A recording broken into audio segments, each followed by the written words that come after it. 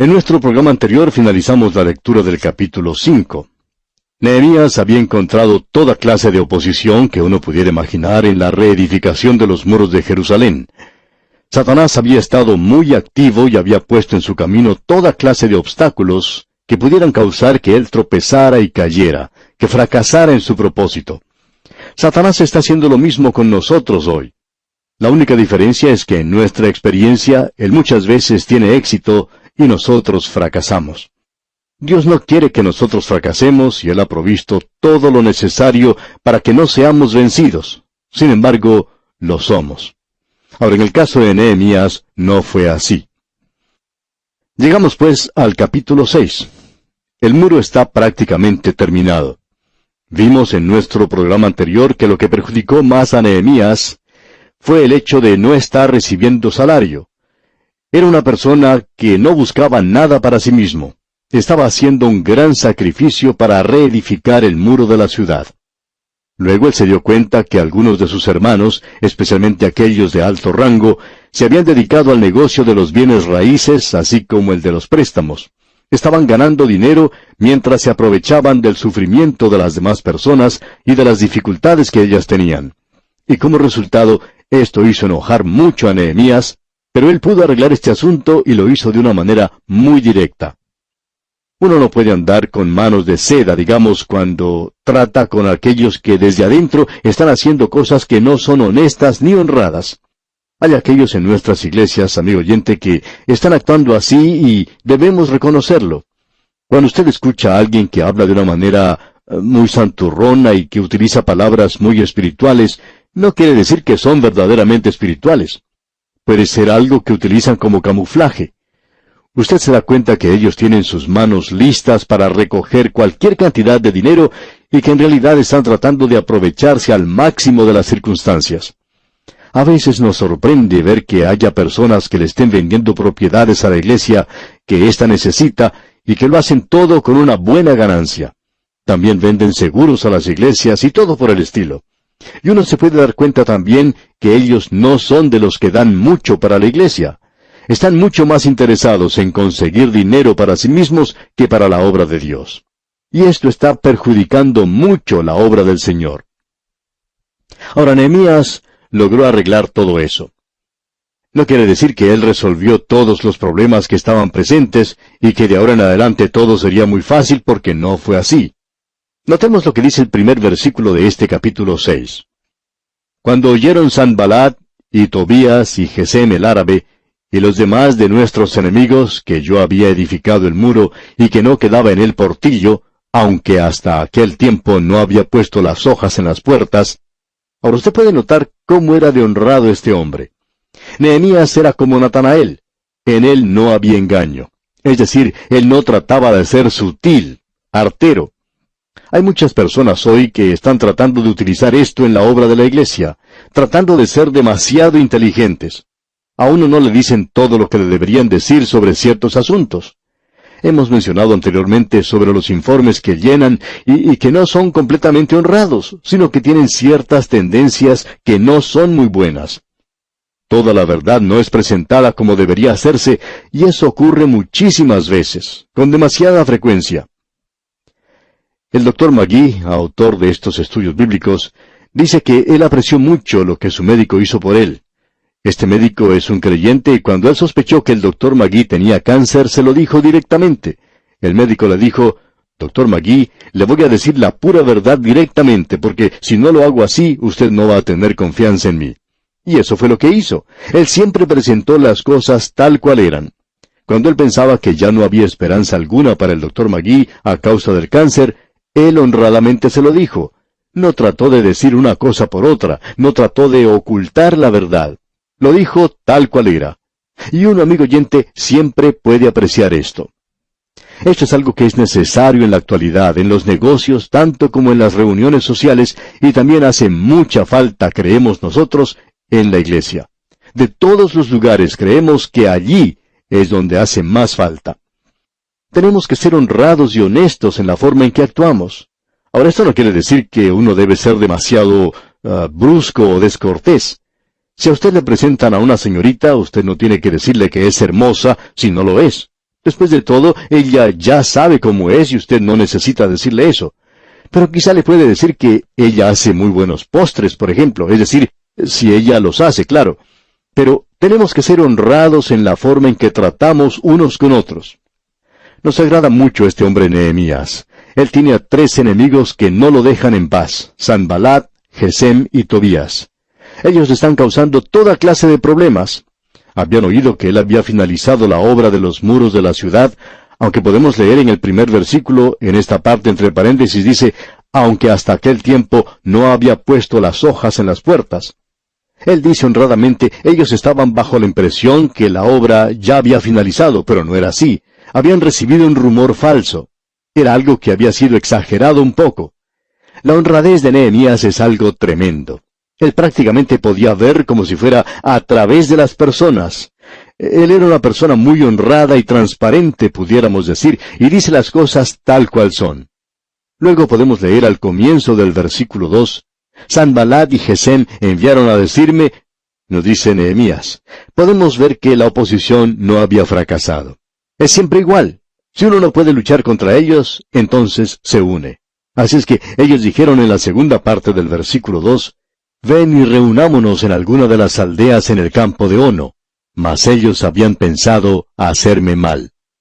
El lugar que ellos habían sugerido para la reunión es un lugar interesante. Era el campo de Ono. Oh no, ¿y sabe usted lo que dijo Nehemías? Oh no, ustedes quieren reunirse en Ono, pues yo no. No voy a reunirme con ustedes. Ellos habían pensado hacerme mal, dice.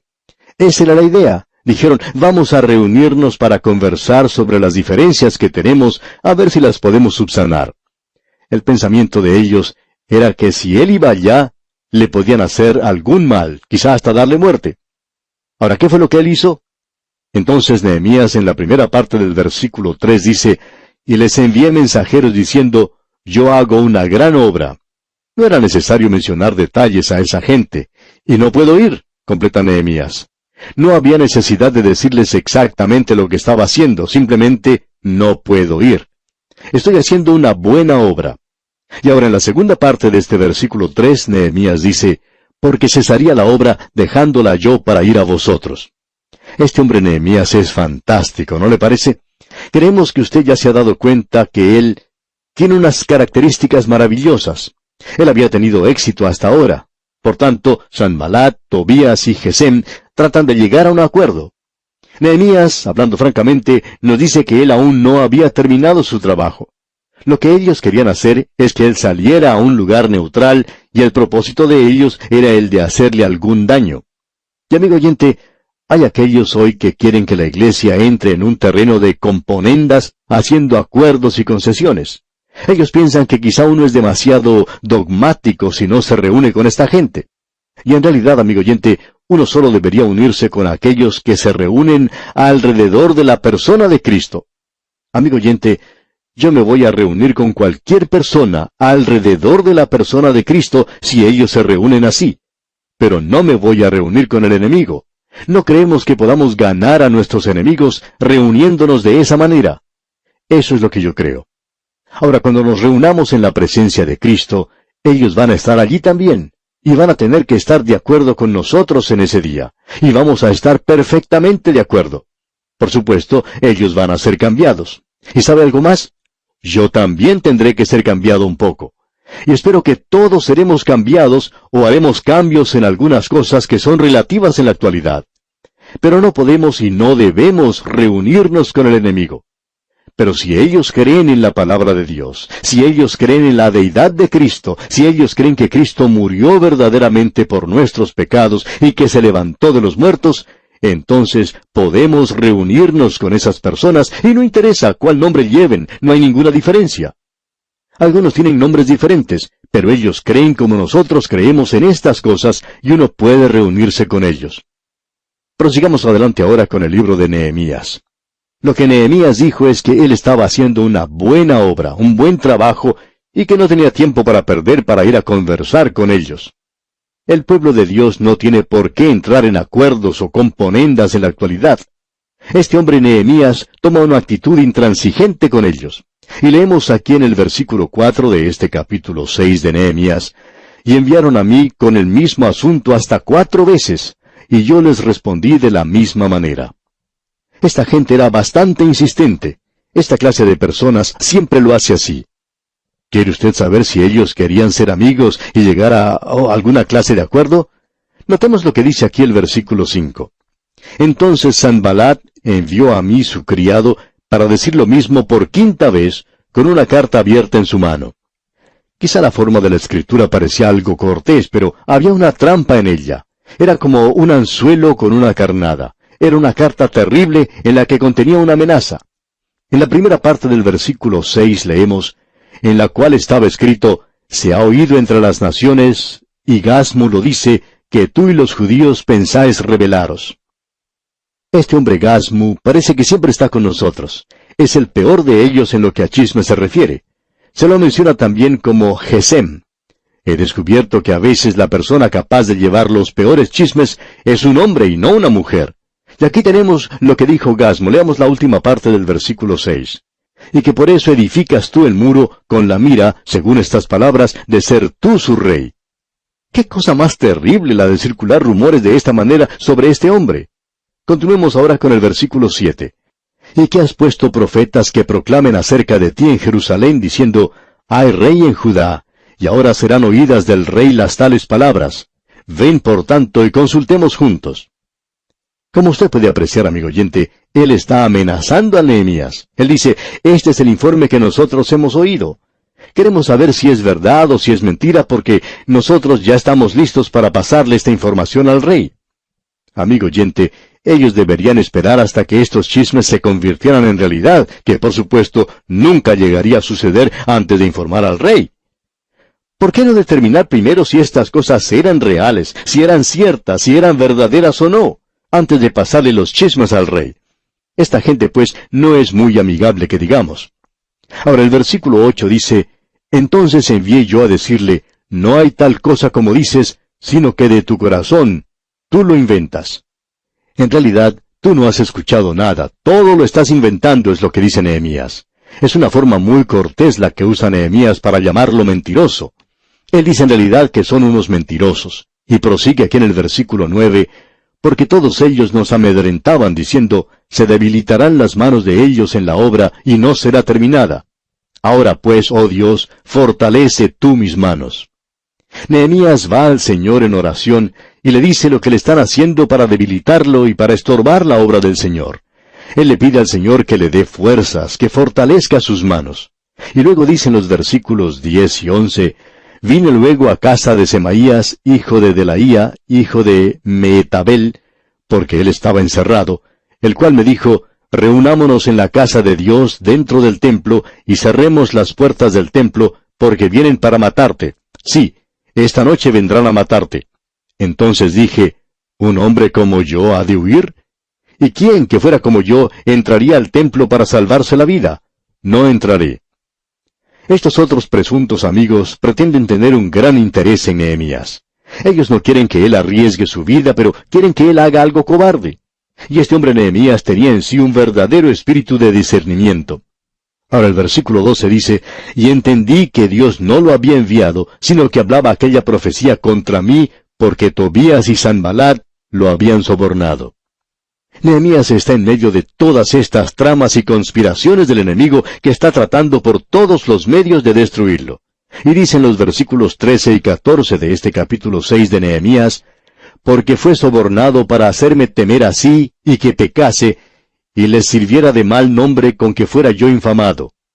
Acuérdate, Dios mío, de Tobías y de Sanballat conforme a estas cosas que hicieron. También acuérdate de Noadías profetisa y de los otros profetas que procuraban infundirme miedo. Nehemías, luego de haberlos llamado mentirosos y de haberse dado cuenta de aquellos que pretendían ser sus amigos, se encuentra en una difícil posición. Él está entre la espada y la pared, como decimos. Pero él se dirige a Dios. Y aquí tenemos otra conspiración contra él. Veamos los versículos 15 y 16. Fue terminado pues el muro el 25 del mes de Elul en 52 días. Y cuando lo oyeron todos nuestros enemigos, temieron todas las naciones que estaban alrededor de nosotros, y se sintieron humillados, y conocieron que por nuestro Dios había sido hecha esta obra. Solo Dios podía haber cumplido todo eso a través de ellos. Notemos aquí que todavía no se han terminado todos los problemas para Nehemías. Todavía hay peligro. Leamos el versículo 17. Asimismo, en aquellos días iban muchas cartas de los principales de Judá a Tobías, y las de Tobías venían a ellos. Veamos ahora lo que sigue diciendo aquí el versículo 18. Porque muchos en Judá se habían conjurado con él, porque era yerno de Secanías, hijo de Ara, y Johanán su hijo había tomado por mujer a la hija de Mesulam, hijo de Berequías. Durante todo este tiempo había aquellos de adentro que eran amigos de los enemigos de Dios. Esto introdujo a Gesem y Sanballat, quienes dijeron a los nobles, «Nosotros somos sus amigos». Este Nehemías es una persona bastante difícil de tratar y de comprender, pero nosotros estamos procurando hacerlo. Y los hijos y las hijas se encontraban, parece que tenían algunas reuniones, y como resultado salieron casándose. Y a causa de ello, este hombre Tobías tenía información directa desde los muros de Jerusalén, y esto no era muy bueno que digamos. Prosigamos ahora con el versículo 19 en su primera parte. También contaban delante de mí las buenas obras de él. Estos parientes por matrimonio llegaban a Nehemías y le decían, «Tú eres demasiado duro con Tobías. Él es en realidad un verdadero caballero, amable y bueno». Y le contaban todas las cosas buenas que él supuestamente hacía. Y también a él le referían mis palabras, continúa Nehemías. En otras palabras, ellos estaban actuando como oficiales de enlace, es decir, llevaban cuentos de un lado para otro. Y todo lo que Nehemías decía, o todo lo que sucedía, ellos se lo pasaban a Tobías. Veamos ahora lo que hacía Tobías según la segunda parte de este versículo 19. Y enviaba a Tobías cartas para atemorizarme. Tobías decía, «He oído lo que estás diciendo sobre mí, y eso no es verdad». Y esto nos trae ahora al 7º capítulo de Nehemías. Los muros de Jerusalén han sido concluidos, y ahora vamos a ver en nuestro próximo programa, cuando entremos en los capítulos 7 y 8, uno de los grandes avivamientos que tuvo lugar en esos días. Luego de haber finalizado la reedificación de los muros, uno debe recordar que al mismo tiempo se encontraban profetizando dos profetas, Ageo y Zacarías. Y durante este período, la palabra de Dios será traída y leída al pueblo, y como resultado, llegará un avivamiento. Nosotros creemos que el avivamiento puede llegar solamente por medio de la palabra de Dios. Y creemos en esos movimientos que están tratando de propagar la palabra de Dios. No estamos solos haciendo nuestra tarea, no queremos decir eso de ninguna manera. Creemos que hay otros hoy que están haciendo lo mismo. Hay predicadores y pastores muy buenos que están tratando de divulgar la palabra de Dios. Y creemos que con una base como esta puede haber un avivamiento en nuestros días. Oremos, pues, para que eso ocurra. Ahora, cuando finalicemos este estudio de 5 años que estamos realizando aquí en este programa a través de la Biblia, lo comenzaremos nuevamente. Mucho se oye hablar hoy de creer que la Biblia es la palabra de Dios. Y amigo oyente, si la creemos, entonces debemos estudiar todos los 66 libros. Ahora, al entrar al capítulo 7, como decíamos, encontramos una genealogía. Posiblemente no parezca algo interesante, pero creemos que es tan inspirado como lo es Juan 3:16. Y no decimos que es tan importante porque no creemos que lo sea, por lo menos para nosotros, pero es de suma importancia para Dios. Y al entrar en este capítulo 7, veremos que los muros